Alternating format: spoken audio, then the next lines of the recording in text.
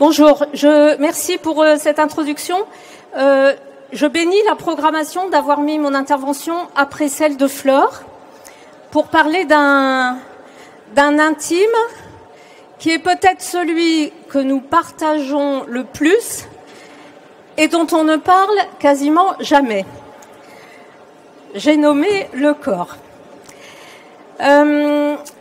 Je vais vous parler ici avec plusieurs casquettes, donc merci d'en avoir nommé quelques-unes. J'ai envie de dire d'abord, parce que ça fait partie de l'intime que nous partageons tous, que je suis un être humain et que donc je vis dans un corps comme nous tous et que je suis une femme passionnée par le mouvement depuis toujours. Je suis une paramédicale défroquée. C'était ma première vie antérieure, mon premier métier. Je suis formatrice depuis 35 ans, formatrice complètement passionnée par mes sujets, ceux dont je vais vous parler maintenant. Je suis chercheuse, donc effectivement, en sciences humaines et sociales, sur la question du rapport entre le corps et l'esprit, qui est une question qui est, fondamentale dans l'ensemble de notre vie, mais qui n'est quasiment jamais abordée dans le milieu de l'entreprise, dans le milieu des organisations, où en fait ce que nous vivons, hélas, c'est une séparation quasiment totale entre le corps et l'esprit. Je suis donc également une entrepreneure épanouie et militante sur les sujets qui sont les miens. Et je suis également coach de dirigeants, de cadres dirigeants et d'entrepreneurs. Et donc ma spécialité dans mes accompagnements comme dans mes formations, c'est le sujet qui me porte. C'est pas que je porte, mais qui me porte, et on va reparler de ça. C'est justement la question de l'intelligence du corps et de ce que nous en faisons aujourd'hui dans la vie de nos organisations et même dans la vie de notre société en général. Je ne sais pas si certaines personnes dans la salle ont lu le livre qui est sorti en 2017 en France, la traduction française, La vie secrète des arbres. Quelqu'un a lu ça? C'est un livre qui est sorti en 2015 en Allemagne. Il a été écrit par un ingénieur jardinier qui s'appelle Peter Volleben. Ce qui est extraordinaire, c'est qu'en allemand, ça veut dire « vivre bien », son nom. Et en fait, ce livre qui a été traduit donc en 2017, il s'est vendu dans le monde entier à 7 millions d'exemplaires. Il a été traduit en 32 langues. Et moi, je vois dans ce succès absolument incroyable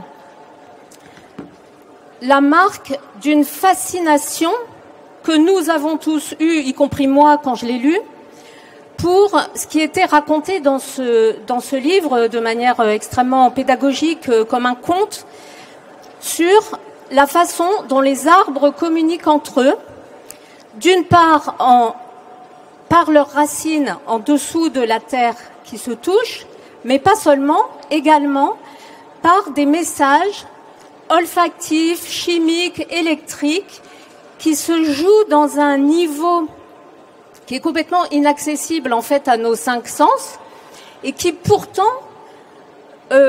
fait d'une forêt en fait une communauté vivante d'entraide, de collaboration et qui en fait fonde la vie de la forêt.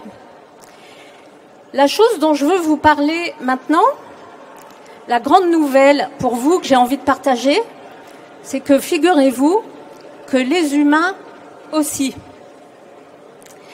Nous, les humains, nous communiquons aussi en nous touchant par nos extrémités, par exemple quand on se serre la main, mais pas seulement.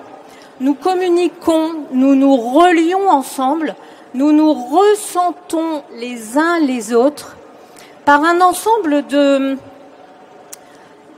phénomènes de mise en phase, de mise en écoute, de mise en résonance de notre intériorité corporelle. Et cette chose-là, elle se passe en dehors des 5 sens dont nous parlons en permanence et qui sont les plus connus. Nous aussi, nous nous apprécions et nous avons ces réactions interne qui en fait non seulement constitue notre premier organe des sens, celui qui intervient toujours en premier, notre premier organe de perception de nous-mêmes, des autres et des situations, mais qui en plus va orienter nos comportements. Et en ce moment même, pendant que vous m'écoutez, c'est en train de se passer à l'intérieur de vous. On a accueilli Flore sur la scène. Flore est partie, vous m'accueillez moi. À l'intérieur de vous, en fait, en ce moment même, et malgré le bruit qui est autour, les fibres intérieures de votre corps, les tissus, les muscles, les viscères, sont à l'intérieur de vous en train de recevoir ce qui émane de moi, sont en train de me sentir complètement en amont et avant même que vous soyez consciemment en lien avec le contenu de mon message. C'est en train de bouger à l'intérieur de vous, c'est en train de réagir. Peut-être qu'à l'intérieur de vous, ça fait « oups », là on parle quand même d'un intime un peu sensible, comme disait monsieur tout à l'heure.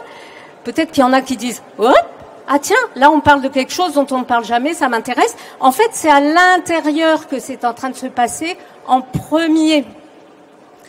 Et ça, en réalité, ça aussi, c'est ce qui fonde notre propre communauté vivante, nos interactions. Et en ce moment même, ce qui réagit à l'intérieur de vous, en fait, c'est ça qui va presque orienter votre attention et qui va en premier lieu décider si ce que je suis en train de vous dire est intéressant ou pas. Contrairement à ce qu'on pense, ça n'est pas notre esprit, c'est l'intérieur de notre corps qui oriente en fait notre esprit. Cette chose-là, c'est pas moi qui le dis, les neuroscientifiques le disent, la psychologie du comportement le dit depuis longtemps. Chez l'enfant, ce sens intérieur du corps, c'est le premier à se mettre en place. Et la grande erreur que nous faisons dans notre culture, c'est de penser que quand nous sommes adultes et que nous avons à notre disposition le langage et la pensée, notre intériorité corporelle, notre corps sensible, vibrant, intelligent, qui à la fois perçoit l'autre, me perçoit moi-même, perçoit les situations et qui sait y répondre, que ça disparaît. Et ça, en fait, c'est la grande erreur. C'est-à-dire qu'aujourd'hui, chez nous, adultes, ça continue à agir en premier. Pour vous dire jusqu'à quel point c'est un sujet qui est quand même complètement oblitéré dans notre culture et dans notre société, nos enfants, à l'école, apprennent encore que l'être humain a 5 sens. C'est faux. C'est absolument faux. L'être humain a 7 sens, et je vous informe aujourd'hui, si vous ne le savez pas encore, que les 2 sens les plus importants pour nous, pour notre cerveau, pour nos interactions, pour la manière de s'adapter à un environnement, à une situation, pour la créativité, pour la vitalité, y compris de l'esprit, ce sont les 2 sens que l'on n'apprend pas à l'école. Et pourquoi ? Parce que les 5 sens que vous connaissez, l'ouïe, la vue, le toucher, le goût, l'odorat, sont des sens qui sont faits pour capter le monde extérieur. Et que les 2 autres sens dont je suis en train de vous parler, ce sont la proprioception et l'interoception, qui sont des sens de l'intérieur. La proprioception, c'est la sensibilité au mouvement que je fais, ma position dans l'espace et au mouvement des autres. Et l'interoception, c'est la sensibilité viscérale. La sensibilité qui me raconte l'état de mes émotions. Les émotions, en fait, on en parle comme de quelque chose d'affectif, mais les émotions sont avant tout une réaction du corps. Alors, tout ça, ça a à voir avec quoi? Avec notre sujet d'aujourd'hui. Quand on s'interroge sur ce qu'est l'expérience collaborateur, en fait, moi je retiendrai quelques mots-clés. Le mot expérience, on parle de l'expérience collaborateur, c'est une expérience. Où vivez-vous vos expériences, vous? dans le corps. Une expérience, ça se vit dans le corps. Le corps, c'est notre premier environnement interne, c'est là qu'on vit, c'est là qu'on fait nos expériences.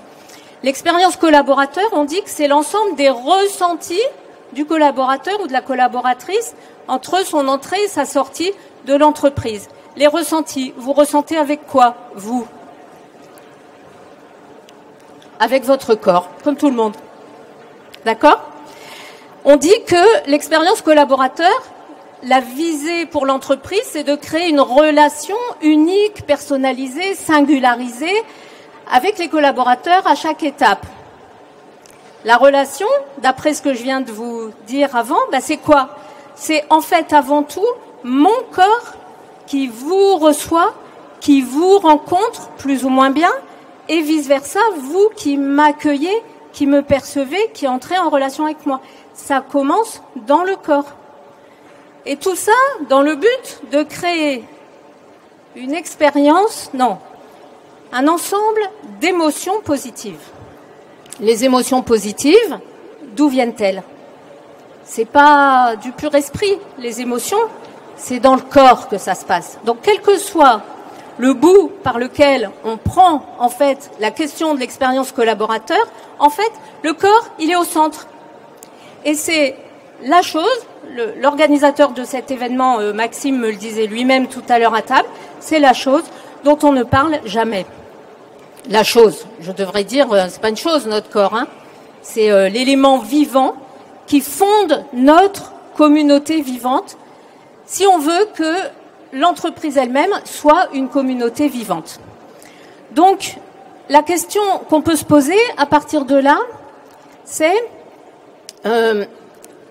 comment, en fait, on peut faire du corps, de sa sensibilité, de son intelligence, de la relation et des situations, comment on peut en faire, comment on peut déjà, mettre le corps au centre, le prendre en compte, le mettre en jeu, le mettre en œuvre. J'aime bien mettre en œuvre, c'est une œuvre quand même, notre corps, quand on voit la magie que c'est. Comment on peut le mettre en œuvre au cœur de l'organisation pour que ça devienne, puisque de toute façon ça l'est, mais dans l'anonymat, pour que ça devienne de manière consciente et de manière assumée, un appui pour des dynamiques entrepreneuriales, des dynamiques managériales et une vie globale de l'entreprise qui soit à la fois pleine de vitalité, en mouvement, qui viennent nourrir des relations fluides, qui viennent nourrir la créativité des esprits. Les deux ne sont pas séparables. Le corps et l'esprit ne sont pas séparables. Donc, comment on fait et comment on s'y prend?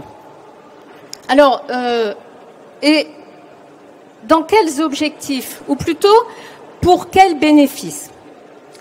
Moi, j'ai envie, alors vous imaginez, c'est mon métier depuis 35 ans, donc je pourrais en parler très très longtemps, mais je vais choisir 3 exemples de bénéfices, en fait, pour l'entreprise. Le premier, c'est un sujet dont tout le monde, que vous soyez ici, coach, consultant, DRH, manager, dirigeant, c'est un de vos sujets de toute façon, c'est la question de la vitalité des collaborateurs, de leur engagement, mobilisation, de leur motivation. Motivation, entre parenthèses, c'est la même étymologie que le mouvement. C'est ce qui met en mouvement. Parmi les gens que j'accompagne, beaucoup de dirigeants ou cadres dirigeants ou entrepreneurs arrivent, quelquefois en larmes dans mon bureau, pris par de l'intime, comme disait Flore tout à l'heure, au bout du rouleau, en disant j'ai trop tiré sur la corde, il y a de grosses ambitions sur mon service, j'ai pas assez de moyens, on attend beaucoup de moi, je donne, je porte tout. Les personnes sont épuisées.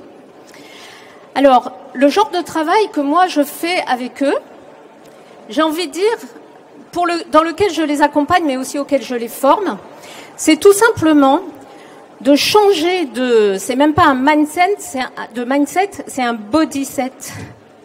C'est comment, en fait, ces personnes vont découvrir une autre manière de faire qui est être porté au lieu de porter. Parce qu'en fait, notre corps est fait pour nous porter. Je ne vais pas entrer là dans des détails techniques, on n'a pas le temps de toute façon, mais notre corps, il a une dynamique interne qui sait s'auto-régénérer en permanence à condition que nous sachions nous déposer sur et dans notre corps. Or, tous autant qu'on est la plupart du temps, le corps, il est comment? Il est comme ça, si je caricature un peu. Vous voyez, la matière serrée, tendue, pas relâchée, un peu éponge un peu sèche. Vous voyez ce que je veux dire? Qui peut plus rien absorber. Hein. Quand on met une éponge sèche sur de l'eau, elle ne l'absorbe même pas. Donc, la première chose que moi j'apprends à faire aux personnes qui travaillent avec moi ou dans des formations dans les entreprises, c'est déjà tout simplement apprendre à se déposer sur et dans son corps pour rendre au corps sa capacité à autogénérer sa propre vitalité et à développer pour le collaborateur ou pour le dirigeant, qui est aussi un collaborateur, en fait, plus de puissance avec moins d'efforts. Il n'y a pas beaucoup de gens que ça n'intéresse pas, cette chose-là. Le deuxième sujet, je fais un petit peu rapidement. Le deuxième sujet, c'est justement tout ce qui est la fluidité des relations, l'authenticité de l'échange et la liberté d'expression. Un de mes premiers clients, quand je me suis réorientée vers le coaching professionnel il y a 12 ans, c'était un membre de Comex d'un grand groupe qui avait pris son poste depuis 6 mois. Il démarre un coaching avec moi, puis à la première séance, il me dit écoutez, je ne comprends pas. Les relations sont difficiles avec mon équipe. Pourtant, j'essaye vraiment d'en prendre soin. Il était sensible aux questions d'intime. J'essaye vraiment d'en prendre soin. Je fais attention de ne pas les surcharger de travail. Mais ils sont fatigués. Et je sais pas, ça circule mal. Ils ne me parlent pas. Ils ne me parlent pas. Je sens que voilà, je sais pas quoi faire avec eux. Alors on a pris le temps. Dans une mise en situation ensemble, en face à face, on a pris le temps de regarder comment lui, il s'y prenait à l'intérieur de lui, comment ça se passe dans son corps quand il entre en relation. Pas sur le mode justement quotidien dans son entreprise quand il est pris. Non, non, tu te poses en face de moi, je me pose en face de toi. Qu'est-ce qui se passe? Écoute à l'intérieur de toi, qu'est-ce qui se passe? Et là, ce qu'il a découvert, ce monsieur, c'est qu'en fait, lui, il était immédiatement en défense, qu'en fait, il avait peur de son équipe et que dans son corps, il se réfrénait, il se rétractait quand il était en face d'eux. Alors forcément, les gens ne venaient pas facilement parler avec lui, vous comprenez? Et comme il n'y avait pas d'échange, il n'y avait pas de vitalité. On a travaillé un petit moment ensemble pour ouvrir dans son corps de nouvelles.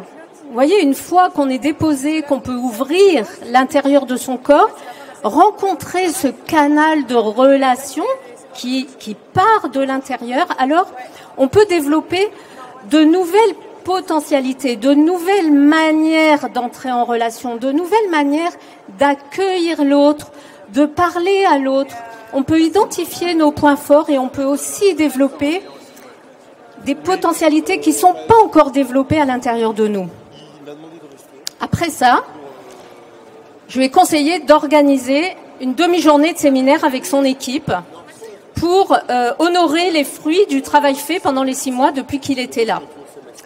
Et puis on a préparé ensemble, il a fait une introduction, on a préparé un petit peu le séminaire.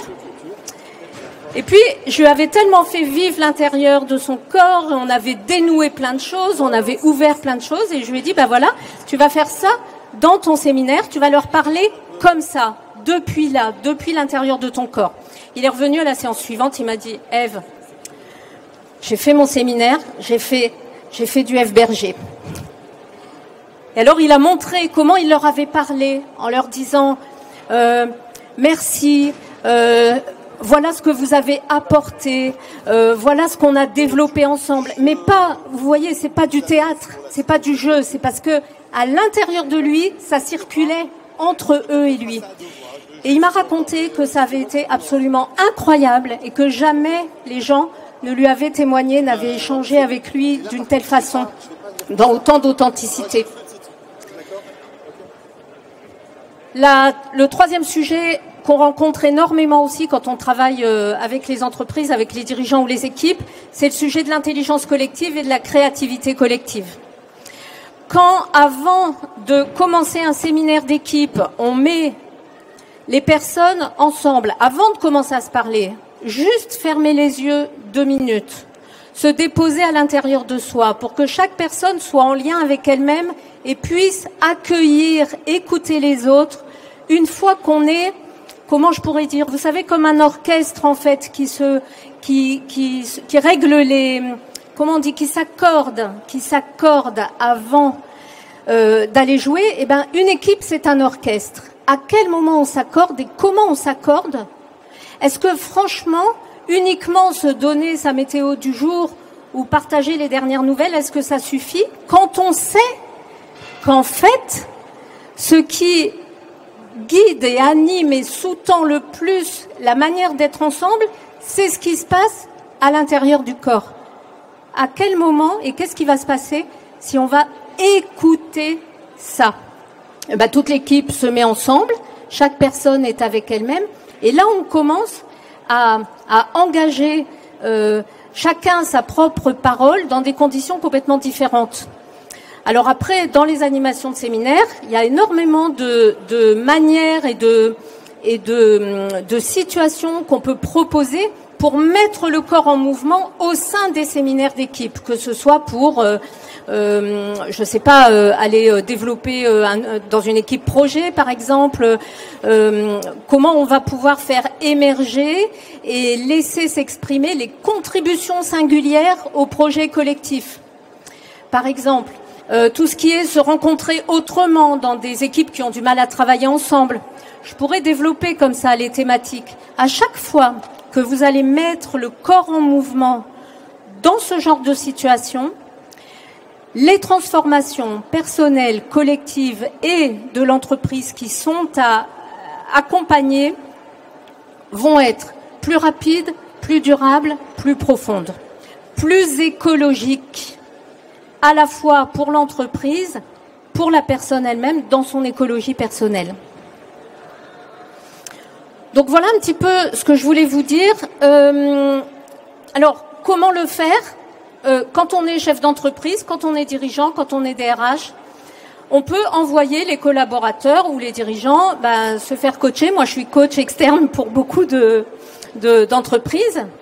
Ça, c'est une possibilité. On peut faire former, on peut inviter les coachs internes à se former, à mettre en jeu le corps, à en tenir compte.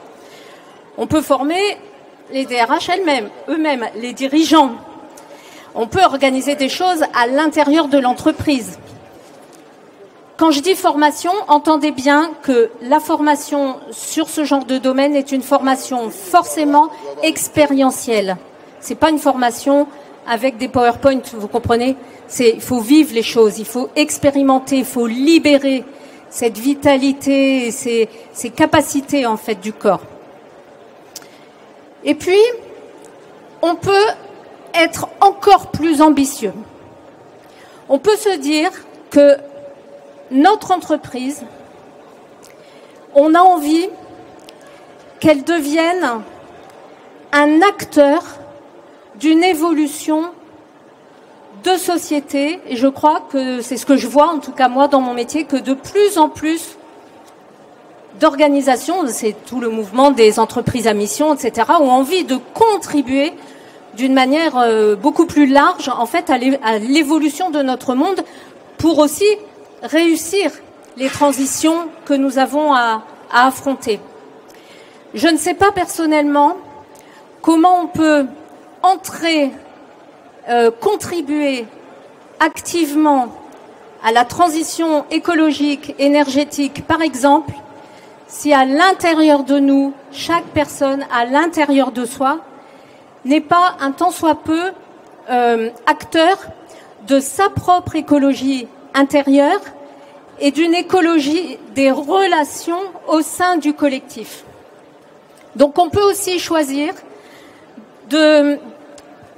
Alors en tant que dirigeant, en tant que consultant ou coach, j'ai envie de dire les dirigeants, les collaborateurs et tous ceux qui les accompagnent, on peut aussi s'engager dans une véritable évolution du rapport au corps.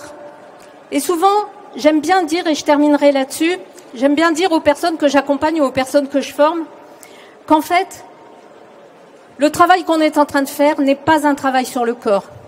C'est un travail de reconfiguration du lien corps-esprit.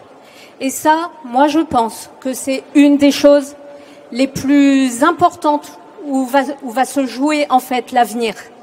Donc est-ce que ce changement de culture, on s'y engage tous? Est-ce que individuellement et collectivement on trouve que ça vaut le coup? Merci.